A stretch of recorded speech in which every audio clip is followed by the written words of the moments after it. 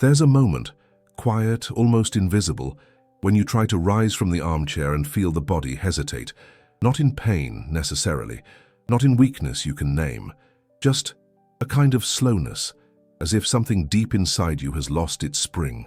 You look around. The room is the same. The light through the window is the same. But something in your legs, in your core, doesn't respond the way it used to.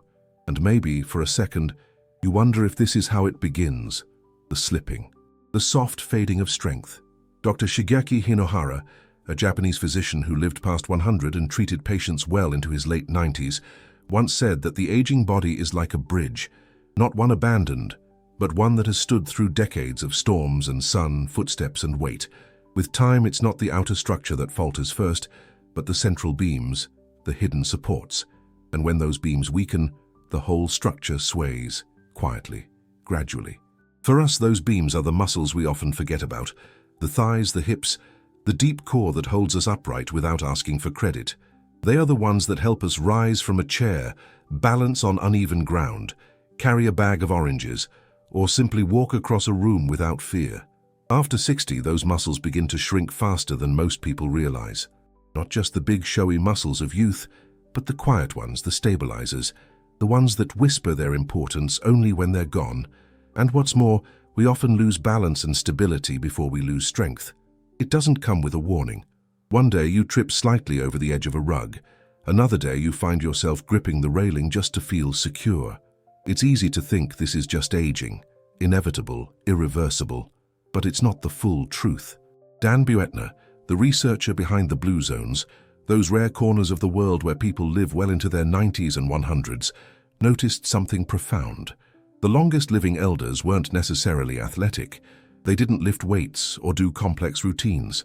What they shared was movement, repetition, natural strength gained through daily habits, standing, gardening, sitting on the floor and rising again, carrying small loads, walking hills.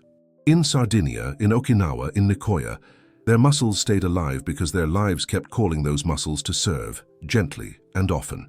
And here is where today's story begins, with a simple truth. One position, 1 minute a day, can begin to call those stability muscles back. No equipment, no long routines, just a posture, a pause, a quiet engagement of the same muscles that let you walk with certainty, stand without effort, and rise with grace. It's called an isometric hold, a static position where the muscles work without moving. And while it may seem too simple to matter, this gentle act wakes up the deep fibers that protect you. It tells your body, you are still here, you are still strong, you still matter. Because the real reason to do this, to hold this 1 minute position each day, isn't about exercise, it's about protection, about dignity, about holding on to your ability to stand tall, walk to the window, open the door, or dance for a few seconds with your granddaughter.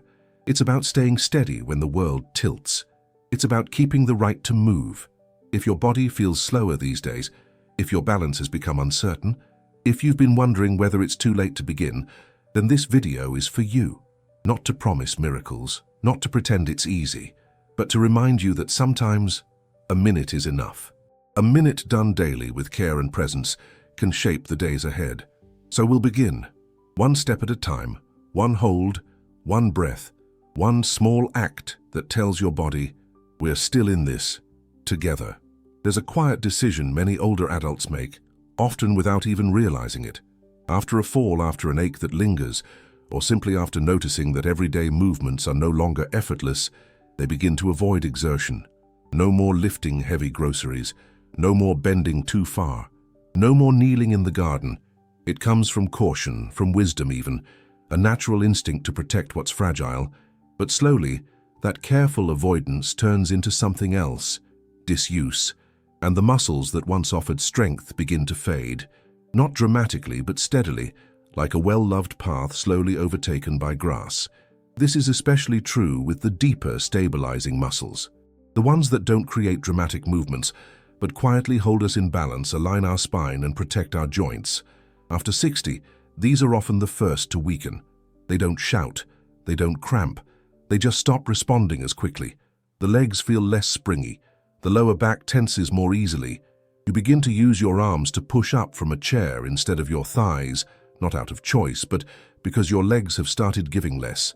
And for many, traditional strength training, weights, resistance bands, repetitive motions, feels too risky, too complicated, or too painful. So they stop, or never start at all. But not all strength needs to be built through movement. There is another way, one that's gentler, more forgiving, and deeply effective. Isometric holds. Stillness with purpose. In these moments, the body activates deep muscle fibers to maintain a position. There's no pounding, no bending, no rush, just quiet engagement. The knees are soft, the spine is tall, the muscles are working without straining the joints, and this is precisely why it works. For someone with a tender knee or a sore back, this quiet activation allows for strength to return without injury or fear. In many cultures where people live long, mobile lives, strength isn't built with equipment. It's built with posture. Think of elders who squat while cooking, who pause mid-step on a hill to catch their breath, but in doing so, hold a position that activates every muscle from foot to hip. In these regions, strength comes not from movement, but from holding, from stillness layered into daily life. The kind of strength that is quietly cultivated over time, like tea that brews slowly, gaining depth with each passing minute. There is a posture, a simple stance against a wall that mimics these natural holds. Back supported, feet slightly forward, knees soft. For some, it may feel effortless for 10 seconds. For others, it may begin to tremble after 30. But it doesn't matter. What matters is that in this position, the thighs awaken, the core draws in, the glutes engage gently. There is no rush, no prize for going longer, only the quiet work of reclaiming what the years have slowly taken. One breath at a time. Think of it like planting roots. When a tree deepens its roots, it doesn't grow louder. It grows steadier, more resistant to wind, more anchored in its place. This is what isometric holds can offer. A quiet return to your foundation, not to impress anyone, not to push the body beyond its limits, but to rebuild from within, slowly, calmly, without fear. There's something deeply humbling about needing help to rise from a chair.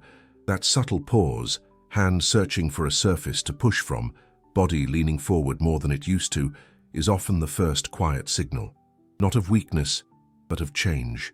And that change rarely begins in the arms. It begins in the thighs, in the glutes, in the hips. These are the muscles that carry the body forward, that help it rise, catch itself, stay upright. And yet, they are often the first to be forgotten, until one day, they're simply not there when you need them most. Many people assume strength fades all at once, but in truth, it goes layer by layer, fiber by fiber, and in the lower body, it often disappears silently. You may still have the strength to carry a bag of potatoes with your arms, but struggle to step onto a curb. You may still reach for a book with ease, but feel unsure on a staircase. This quiet loss doesn't make headlines, but it shapes the days. It determines whether you walk confidently into the garden or hesitate at the door, whether you rise smoothly from the toilet or sit just a little longer, hoping energy will return. What few people realize is that the muscles responsible for these movements, the thighs, the hips, the buttocks, are among the most vital for independence, and they respond remarkably well to short, controlled engagement. Static holds, those still, focused moments when the muscle contracts without moving, are especially effective. They don't just wake up the surface layers, they reach deeper, into the slow twitch and fast twitch fibers, the ones that help you react quickly if you trip, or support you gently as you stand. In Okinawa, it's not uncommon to see elders bent slightly at the knees while tending to their plants. No one calls it exercise, but the body doesn't care what we call it. It responds to the effort. Holding a semi-squat while shelling beans or washing vegetables engages the same muscles that allow someone to live at home, unaided, into their 90s. It's not formal, it's not forced, it's simply part of life, and that's what makes it powerful. The same can be done with a wall, not as a workout, not as punishment, but as a ritual. A pause in the day when you stand with your back supported, feet a little forward and slide down just enough to feel your legs working, not burning, not trembling, just alive. Some hold for 20 seconds, others for 60. The time is not the goal. The connection is. And if one day you feel a bit of shaking in your legs, take it as a whisper from your body. I'm here, I'm trying, keep meeting me. Always listen for pain. It's a different voice, and it deserves respect. But the quiet effort, the awakening of those deep leg muscles, is like tightening the bolts on a railing. You may not notice them once they're secure, but they carry your weight, your steps, your future. This 1-minute hold is not about becoming strong. It's about staying steady. It's about making sure the muscles that carry you through the most ordinary acts, standing, stepping, sitting, don't give up before you do. Not because they are weak, but because they were left unused. And with this gentle act, day by day, you remind them they are still needed, still part of you, still capable of holding you up. There comes a time when walking across a dim hallway feels different, not painful necessarily, just uncertain. You slow down, not because you want to, but because something inside hesitates. The floor feels a little farther away. The light doesn't guide your steps the way it used to. And deep down, there's a flicker of doubt. What if I lose my balance? After 60, the body quietly shifts how it keeps us upright. In youth, the legs and hips do most of the work. But with age, we begin to rely more on our eyes.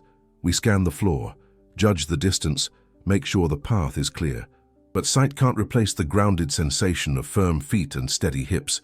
It's a fragile substitute, and when the light dims or the path is uneven, that dependence becomes risky, but the body still remembers.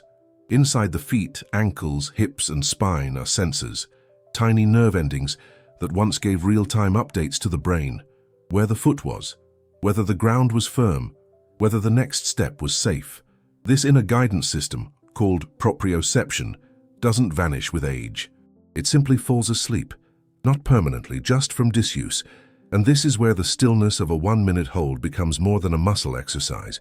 It becomes a kind of awakening, a way to turn the lights back on inside your body. Because when you stay still, when you hold your weight with purpose, your nerves fire up. They send signals again. They remind the brain, this is where we are. This is how it feels to stand tall.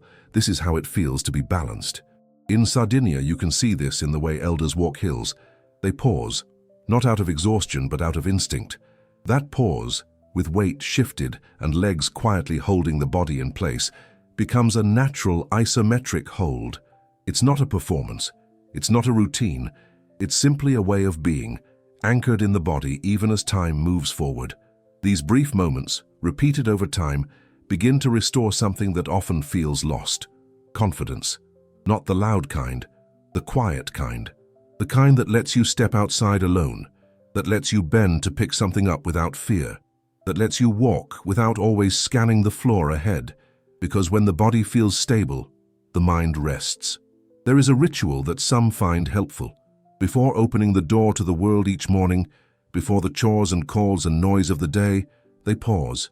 They stand, engage their legs, and hold for a minute.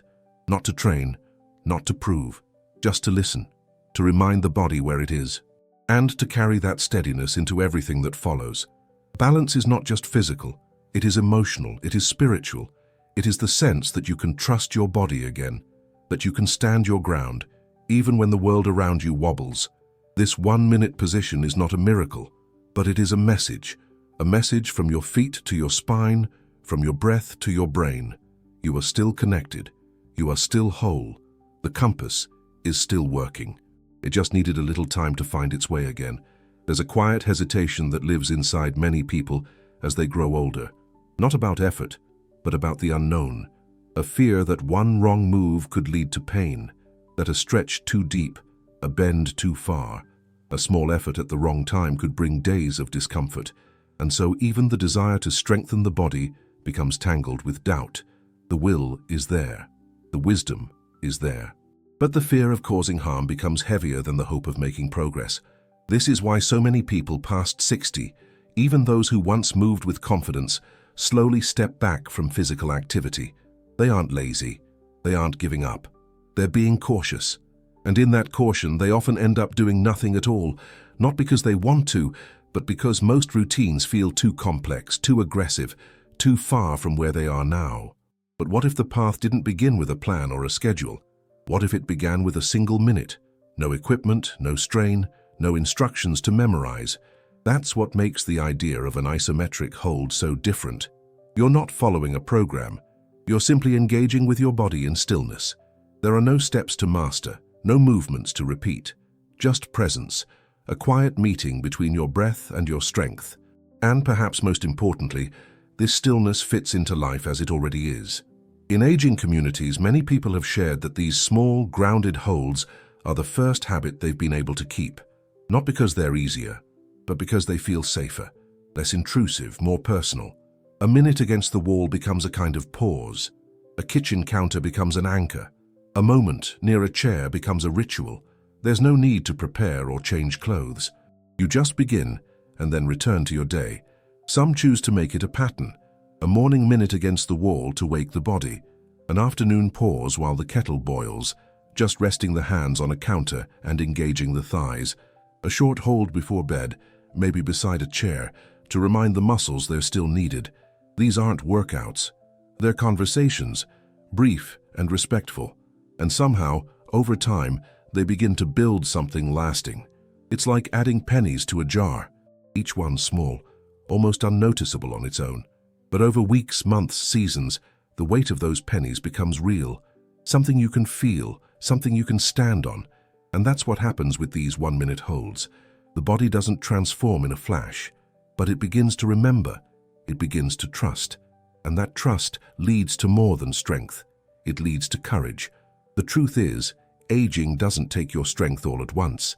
It waits, it watches, and it often gives back what you ask for, if you ask gently and with care.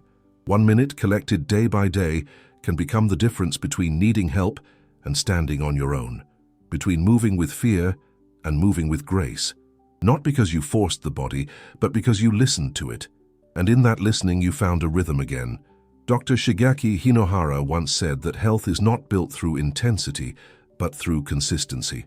A single minute lived with attention can shape the rest of the day. That's what this quiet position offers.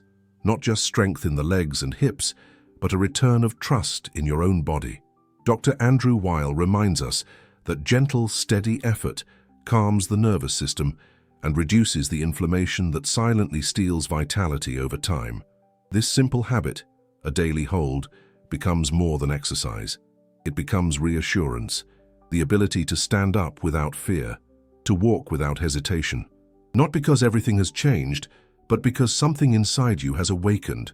This is how we stay steady through the years, not by doing more, but by doing less, with presence.